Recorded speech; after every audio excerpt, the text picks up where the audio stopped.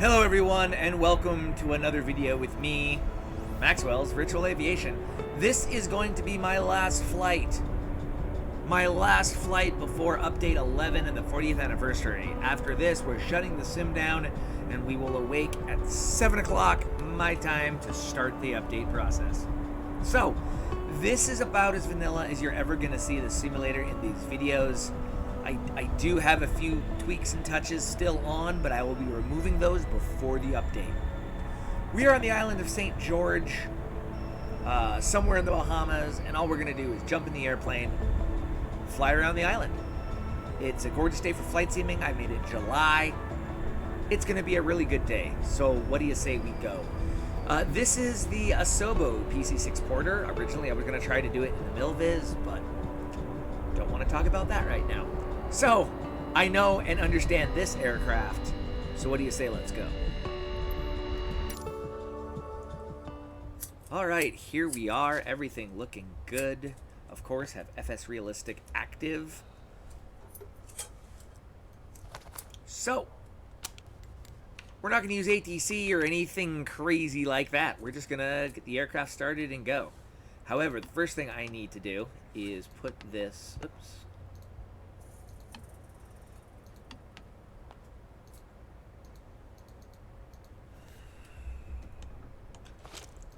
The touch spots on this aircraft need work. There we go. Put that into cutoff. Alright, let's run through it, shall we? Ejector selector switch is off. Fuel can go ahead and come on. Battery can come on.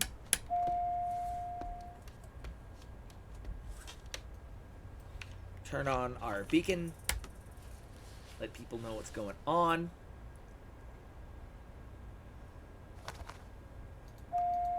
And we're on battery there.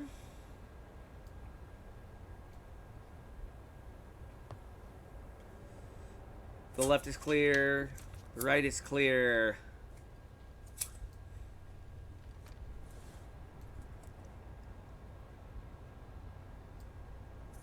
Line heater on. Booster pump on. Ignition already on. And start.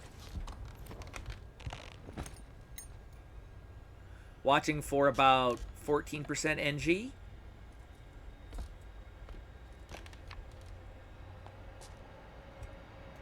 There we go. We can bring our fuel on. Watch the start.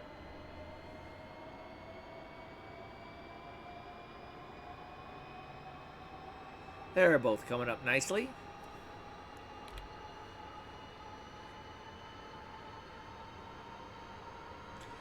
Waiting for that to level off.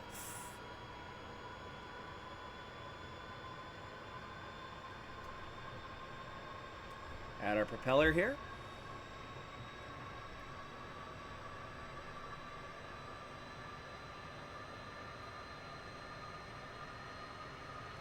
And we're above 50%. Starter can come off. Ignition can come off. Booster pump is off. Go ahead and get our avionics up and running here. Give those a few minutes to figure out what they're doing. And our taxi light and our nav light can come on. Flaps come to take off.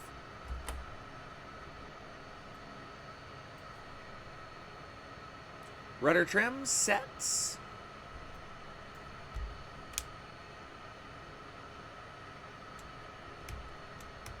Rudder trim is good. Elevator trim is good.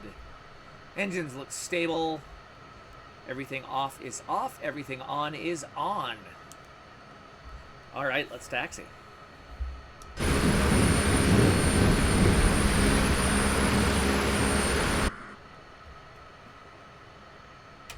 Brakes coming off.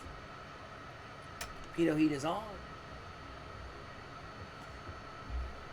So we are literally in the middle of the runway right now. I'm just going to pick a side, which is probably actually going to be to the left here. And we are just going to go ahead and take off.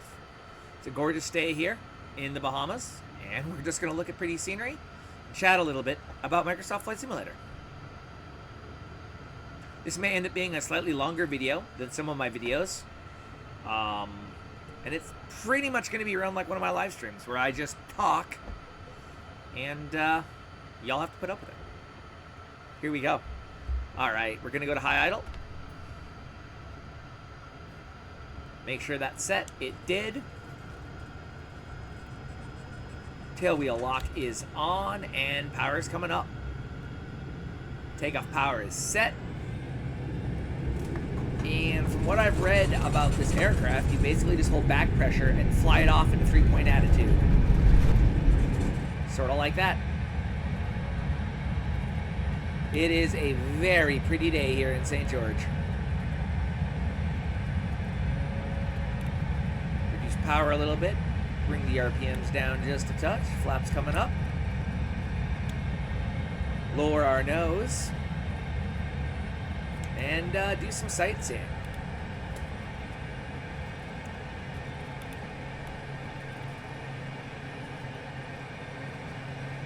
So I believe in previous videos I've chatted a little bit about my history with Microsoft Flight Simulator. My first version of Microsoft Flight Simulator that I remember with any clarity was FS98.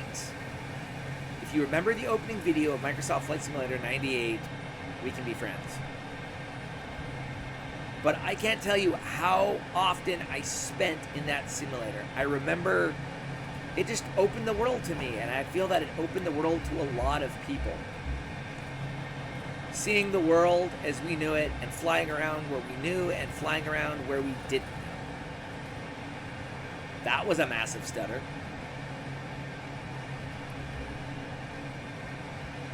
And it was just always really cool to see that. But I spent years, I learned how to do add-ons.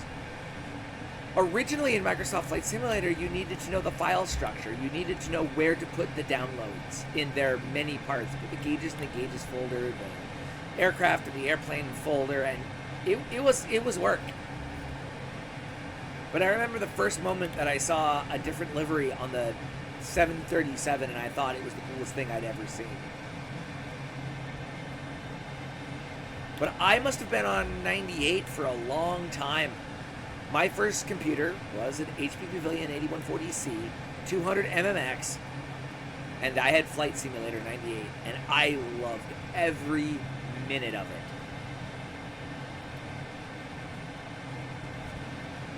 From Flight Simulator 98, I think I dabbled in 2002 for a bit, and then 2004, A Century of Flight eventually. Because my computer was always lagging behind the times, so it wasn't necessarily easy for me to just get the latest version of Microsoft Flight Simulator, but that changed, and we'll talk about that in a little bit.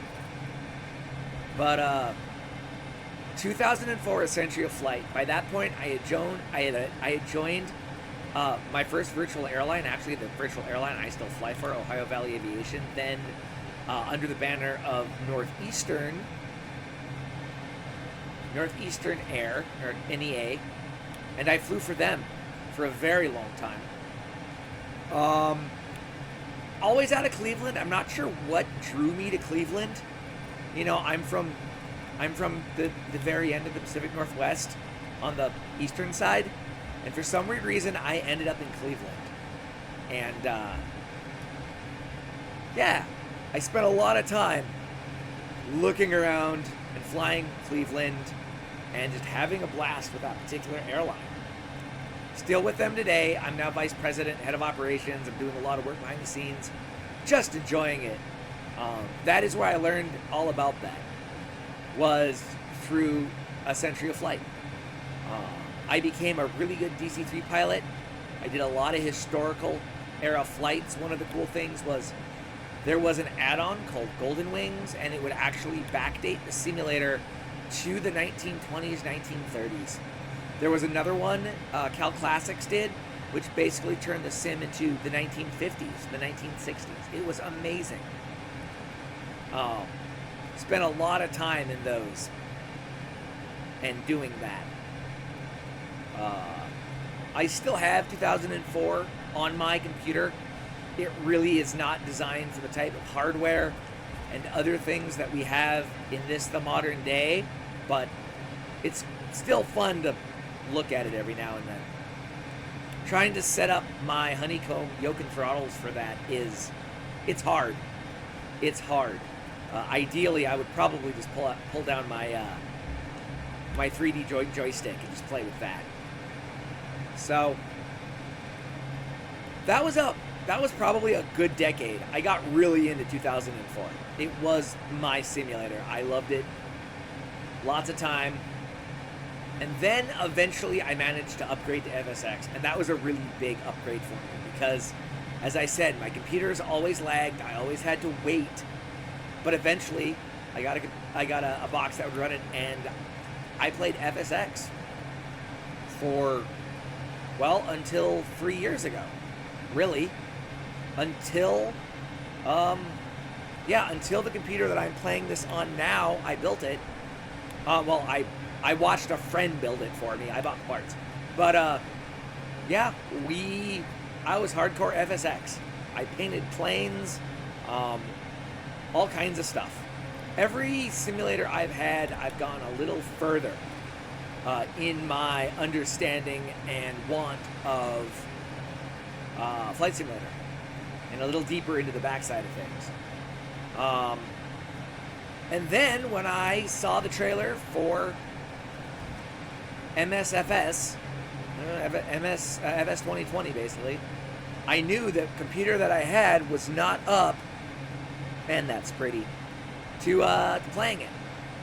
And so I put out 4 months buying parts to put a computer together to play this simulator. And it's not top of the end, but it's definitely higher end than anything I've ever had. And I did it specifically. The only reason I did it was so that I could play MSFS 2020. And I have not been happier with this computer. If anyone is actually serious about what I built for it, put it down in the comments and I will give you I'll respond with my specs.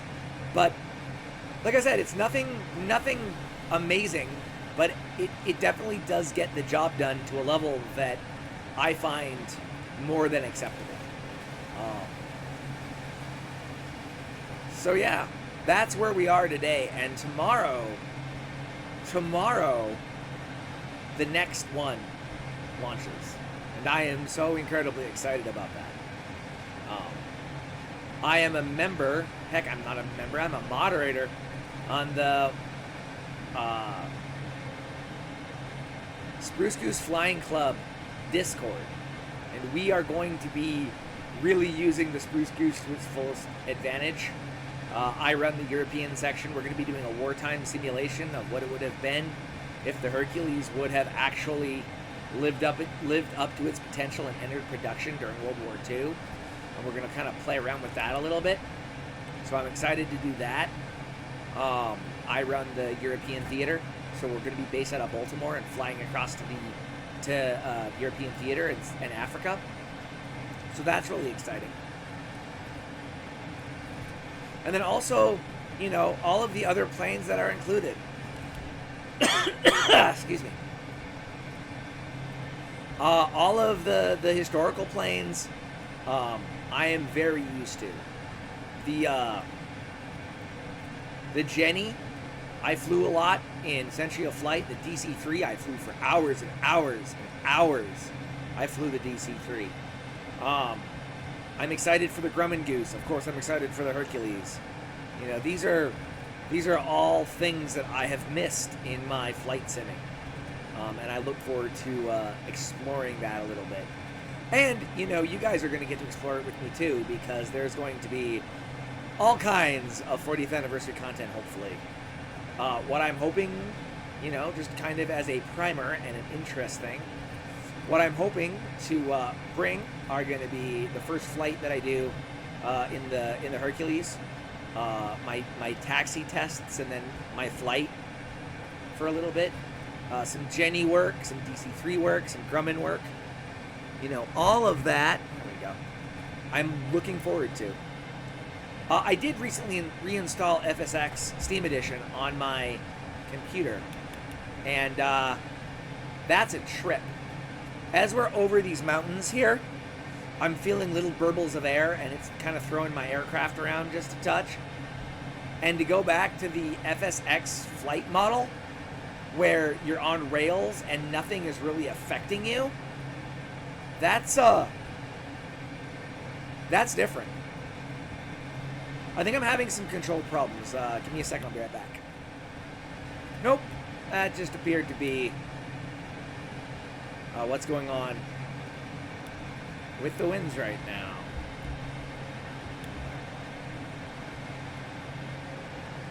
But it is nowhere near the fidelity of this. Now, systems-wise, you have to understand, I'm not a systems guy. I don't get into 20 minutes of pre-flight. I don't get into trying to understand exactly what stems and stars and all of that. I mean, I could, but that's not why I do this. I do this to relax, and I do this to enjoy myself, and that is not enjoyable to me. What I'm doing right now, I fly for this, right? Pretty scenery, and a solid plane. And that's what I feel like I have here. So, the fidelity of this simulator is amazing. One of my new favorite pastimes is going back to either AvSim or Flight Sim and rolling the forums back to when this sim first released and watching, for lack of a better term, I understand this is ageist, watching old duffers complain about their 2D cockpits and all of the other things that were important to them, and then watching them go on about how they've been flight simming since, I don't know, pick a flight sim number. They know what they're doing. Yet realizing that this has nothing on any previous Microsoft Flight Simulators. It doesn't matter how long you've been playing Microsoft Flight Simulator. This doesn't necessarily have an analog to it in any of our older simulators, really. It's not like any of them. And that's one thing that I learned really quickly, was that this isn't FSX, and coming into it thinking that it's FSX is pretty much setting yourself up for disaster. It is not FSX, and understanding that is the first step in really enjoying the simulator. There is, people have mentioned some FSX code involved in this simulator, but it's not FSX. It's not. And if you fly them back to back, if you literally jump from FSX into 2020, it becomes very apparent where this sim shines. I'm all for nostalgia, but this is such a step forward in what Flight Simulator can be. There's really no comparison. There just isn't. Does it need work? Yes. Is it getting better with every release? Absolutely, with every update. People are looking at this, expecting the disc versions that we used to get, and not understanding that the development of this is continuing. The calls to, why don't they just release it, so it's stable? That's not what we're doing here. We're literally making things better every single time. And as with so many things sometimes in our lives, I have to constantly remind myself that I don't need to respond to every single thing I think is wrong on Flight Simulator forums. I would literally drive myself batty if I kept doing that. And I would prefer not to be batty. So, but it's all of the little things that I don't think people fully understand and or realize.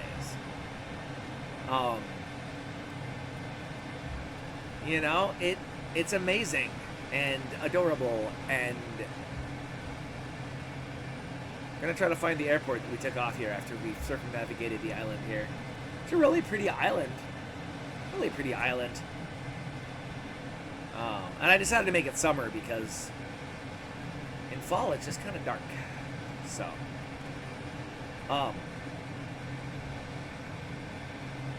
but it's just all these little things that I absolutely adore about this simulator, and things that I notice playing the Milviz.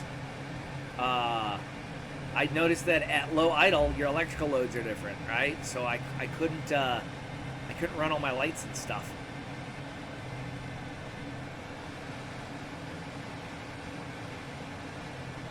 For the record, I have no idea where the airport is. I'm just kind of flying around.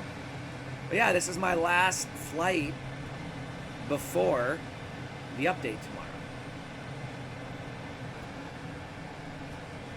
And I've never been here. I've never flown around this island before. But I felt like I wanted to fly around the Bahamas a little bit.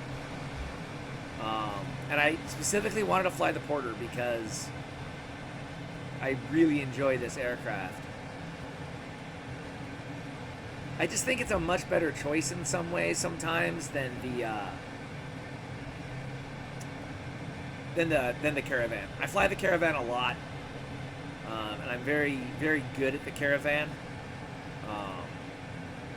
It's one of my go-to aircraft, whether I'm working for the virtual airline, flying cargo, flying passengers.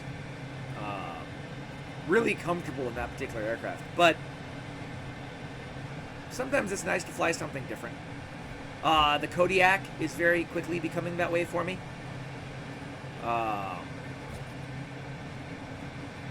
Again, just a really nice aircraft. All right, so our airport's over here somewhere.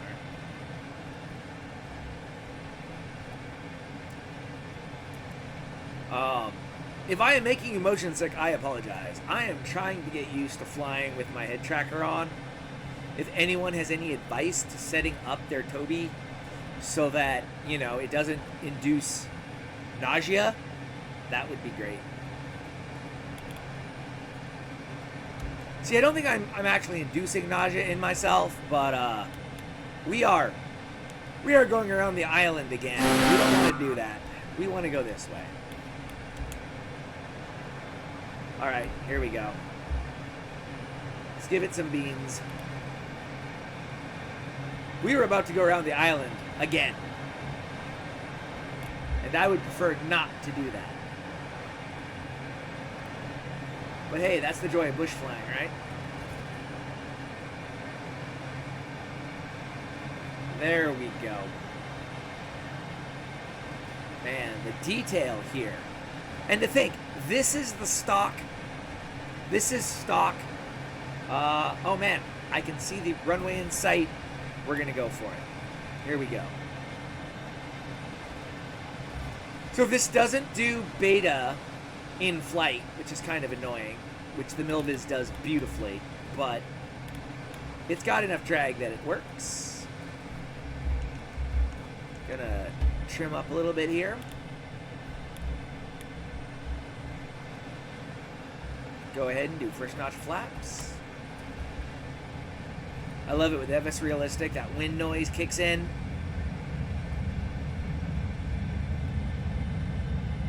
And there's the float. And we're going to start a steep descent here. We'll see what kind of comment I can get out of the co-pilot this time. I have yet to have him say something positive while I'm filming.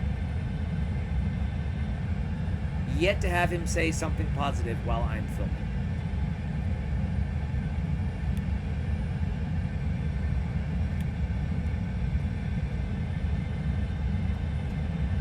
There's 80 knots. We are super high.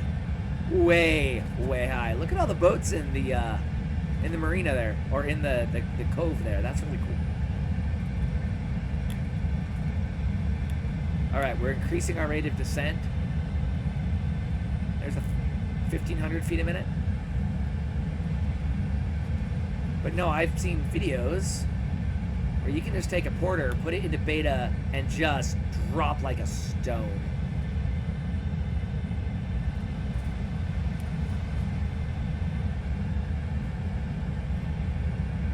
right, there's 80 knots coming to our full takeoff, our landing flaps. Looking for about 75 knots on final here.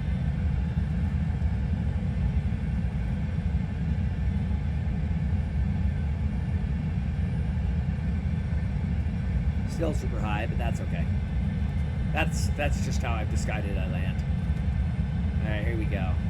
Got my landing point in sight.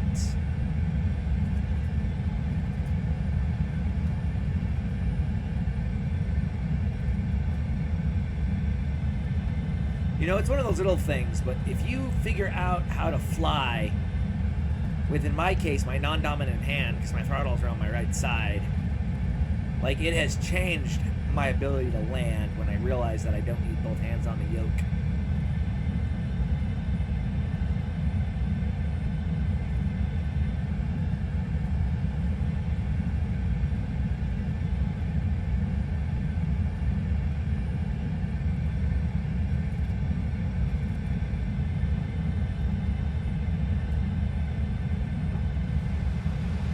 There's the cut.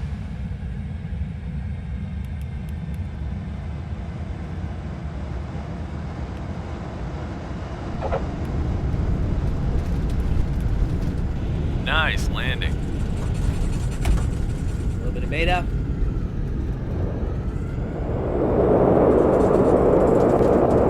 Out of beta.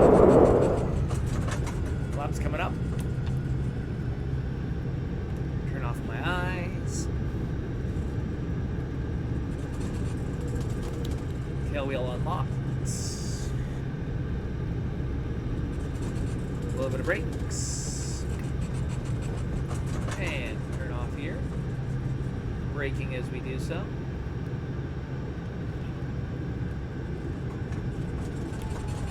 A little bit of aerodynamic braking. Hard back on the stick.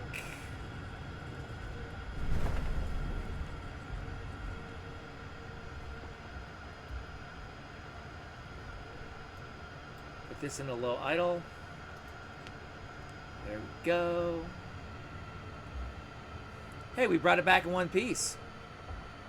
Sometimes that's all you can ask for on these flights. We'll just taxi up over here.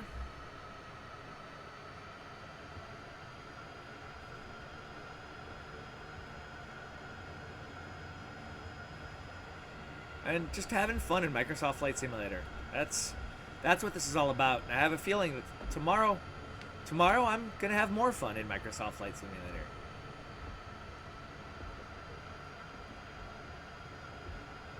And we'll taxi over here.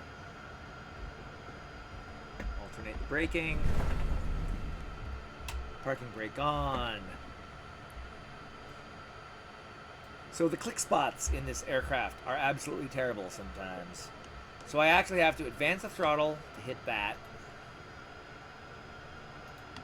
There we go. Advance, click, and shut down.